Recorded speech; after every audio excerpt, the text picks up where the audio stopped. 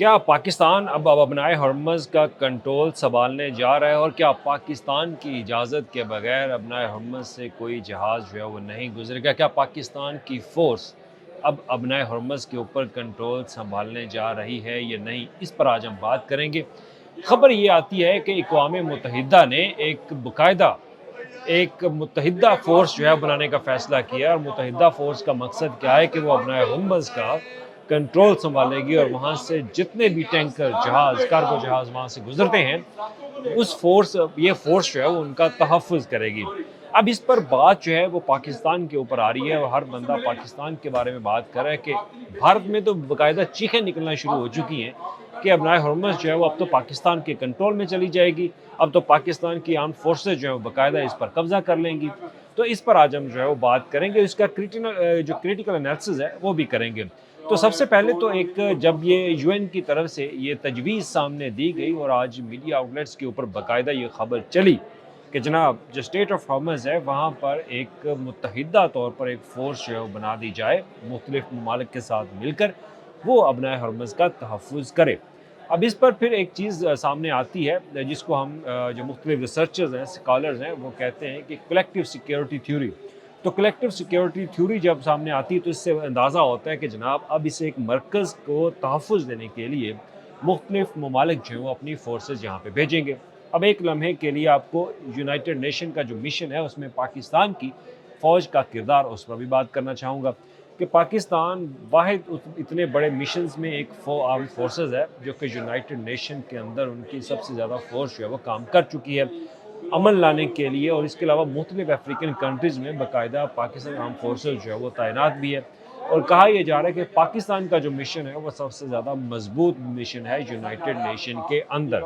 تو اب United nation کے اندر اتنا مضبوط مشن ہونے کے بعد اب بات کی جا رہی ہے، اور بھارت اس بات پر چیخ رہا ہے کہ اب اگر یہ تجویز اقوام متحدہ کی طرف سے دی گئی ہے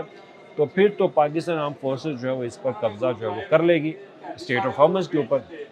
تو اس پر اب یہ بھی کہا جا رہا ہے کہ یہ ایک بیلنس آف پاور کو مد نظر رکھتے ہوئے مختلف ممالک کے درمیان جو فیصلے کیے جاتے ہیں ان پر بھی کنٹرول کرنے کی بات جو ہے وہ کی جا رہی ہے، کیونکہ طاقت کا توازن برقرار رکھنے کے لیے کچھ ایسے فیصلے کیے جاتے ہیں، اور جو بڑے ملک ہیں وہ کرتے یہی ہیں کہ توازن کو برقرار رکھنے کے لیے مختلف ممالک کو شامل کیا جاتا ہے۔ تو اب پاکستان کا سٹینڈ جو ہے وہ کہاں پہ ہوگا؟ تو یہ ایک امپورٹنٹ اور ایک اہم لمحہ ہوگا پاکستان کے لیے کہ وہ یہاں پہ کردار کیا ادا کرے گا۔ اب ایک لمحے کے لیے یہ بھی سوچ لیں کہ اگر پاکستان اس فورس کے اندر شامل ہو جاتا ہے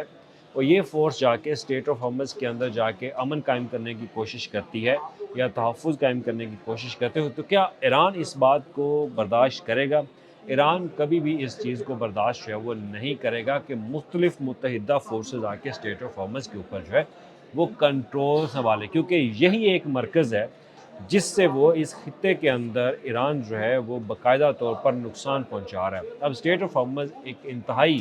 اہم معیشت کا وہ دروازہ سمجھ لیں، وہ کوریڈور سمجھ لیں، وہ سمندری راستہ سمجھ لیں جہاں سے 20% آئل معیشت یعنی کہ 20% ٹریڈ جو ہے وہاں سے گزرتی ہے، تو یہاں کا کنٹرول وہ کیسے دیگر ملکوں کو یا ایک نئی فورس کو جو وہاں پر امن قائم کرنے کے لیے آتی ہے تو ان کو دے دے؟ اس پر اب بہت زیادہ بحث جو ہے وہ ہو رہی ہے، اور بحث سب سے زیادہ جو چوٹ پہنچی ہے وہ پہنچی ہے ہمارے ہمسائے ملک کو، جو کہتے تھے کہ پاکستان جو ہے وہ چودھری بنا بیٹھا ہے مذاکرات کے لیے، امن مذاکرات کے لیے۔ بھائی سمپل سی بات ہے، پاکستان ایک امن پسند ملک ہے اور وہ امن چاہتا ہے، تو اور امن کے لیے پاکستان کی کوششیں ہمیشہ رہیں گی۔ جب آپ یوکرین کے مذاکرات کی بات کرتے تو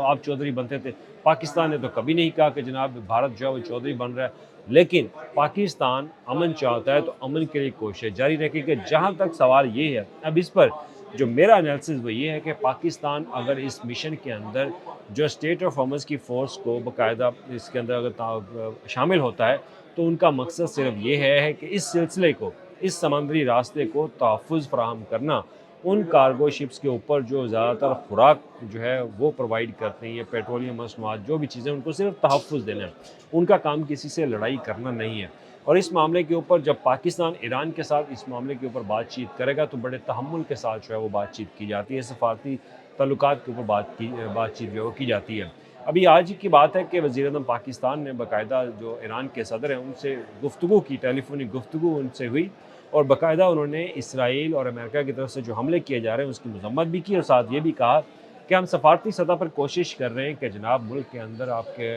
اس خطے کے اندر جو ہے وہ امن لایا جائے، اور اب تک کی جتنی بھی کوششیں کی گئی ہیں اس پر وزیر اعظم پاکستان نے باقاعدہ ان کو ایران کے صدر کو جو ہے وہ آگاہ کیا کہ یہ صورتحال ہے، اور کتنے ممالک کے سفیر جو ہے ان کے ساتھ رابطے میں، ان کے وزرائے خارجہ جو ہے ان کے ساتھ رابطے میں، کوشش کی جا رہی ہے کہ امن قائم کیا جائے۔ تو اسی خطے میں امن قائم کرنے کے لیے یہ ایک بہت مشکل مرحلہ بھی ہوگا کہ پاکستان اگر اس فورس کے اندر شامل ہوتا ہے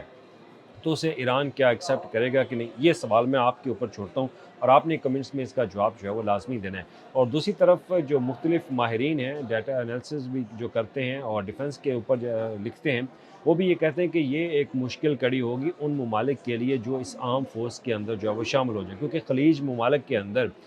کوئی بھی ملک نہیں چاہتا کہ وہ ایران کے ساتھ براہ راست جو ہے وہ فائٹ کرے۔ اب نیٹو وہ انکار کر چکا ہے، وہ اسٹیٹ آف ہارمز کے تحفظ کے اوپر جو ہے بات چیت نہیں کرے گا۔ G7 کنٹری جو ہے وہ باقاعدہ انکار کر چکے کہ جناب اس معاملے پر وہ اس میں دخل اندازی نہیں کرتے۔ وہ کیا چاہتے ہیں؟ وہ چاہتے ہیں کہ خلیج ممالک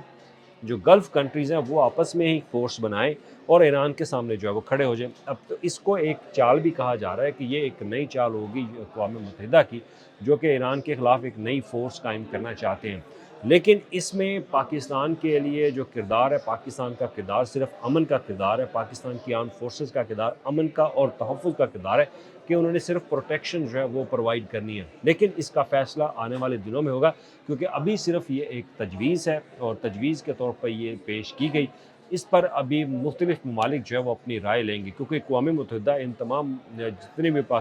پاکستانی اور دیگر ملکوں کے جو مندوبین ہیں جو یونائٹڈ نیشن میں اس وقت تعینات ہیں، وہ ان سے رابطہ کریں گے، پھر وہ حکومتوں کے ساتھ رابطہ کریں گے، پاکستان یا خلیج ممالک کے ساتھ، کہ جناب یہ ایک پرپوزل آئی ہے اور پرپوزل پر پاکستان کا کیا رد عمل ہوگا۔ تو اس پر پاکستان کا رد عمل جو ہے وہ دیکھنا ہوگا، لیکن پاکستان ہمیشہ سے یہی کوشش کرتا رہا کہ امن رہے، اور امن کے ساتھ ہی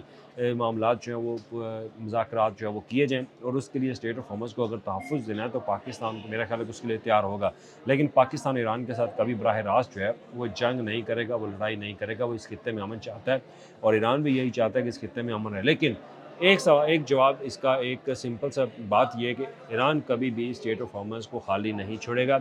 یہ اس کا وہ ہتھیار ہے، اگر اس کو چھوڑ دیا تو پھر تو خلیج ممالک اور امریکہ اور اسرائیل وہ تو اپنے مقصد میں کامیاب ہو جائیں گے۔ دوسرا جو یورپین کنٹریز وہ یہ چاہتے ہیں کہ